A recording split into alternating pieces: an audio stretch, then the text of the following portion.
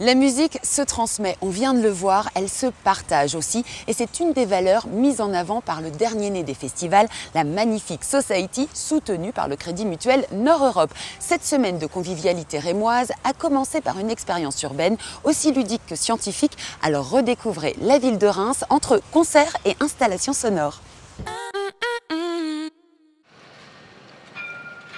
À Reims, une semaine avant le début du festival Magnifique Society, le Centre de création de musique contemporaine propose aux Rémois un petit apéritif de musique expérimentale, surprenante et curieuse.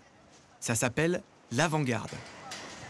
Donc la Magnifique Society, c'est un festival qui se décline en deux parties et Césarée, qui est le centre de création musicale, programme l'Avant-Garde. Alors l'Avant-Garde, c'est d'abord des installations sonores qui se trouvent dans plein d'endroits emblématiques de la vie. Et puis dans cette Avant-Garde, on a aussi des concerts le soir, des spectacles multimédia.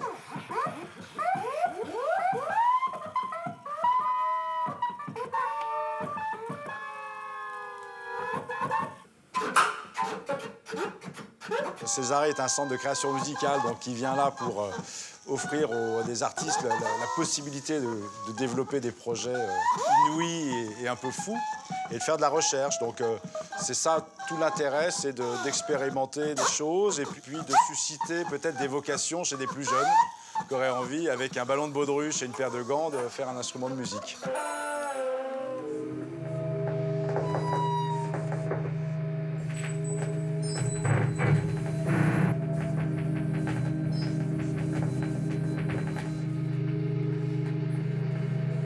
Nicolas Bernier s'intéresse à la vitesse de la lumière et s'intéresse à la physique quantique, à cette histoire des photons.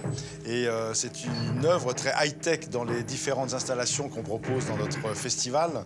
On est dans des espaces complètement noirs et on est face à un parallélépipède qui s'anime dans tous les sens. Ça nous fait pas mal penser aux films de science-fiction.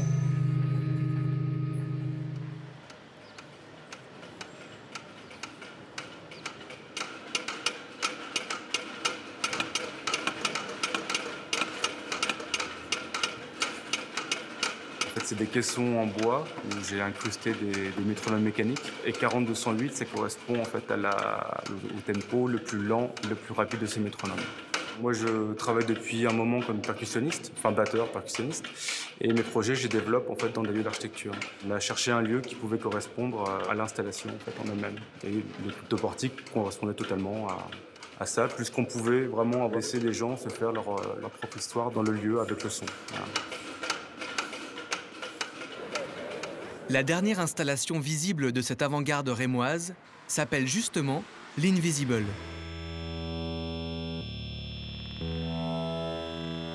Une œuvre hypnotique qui plonge le visiteur dans l'imperceptible, en jouant avec les effets stroboscopiques.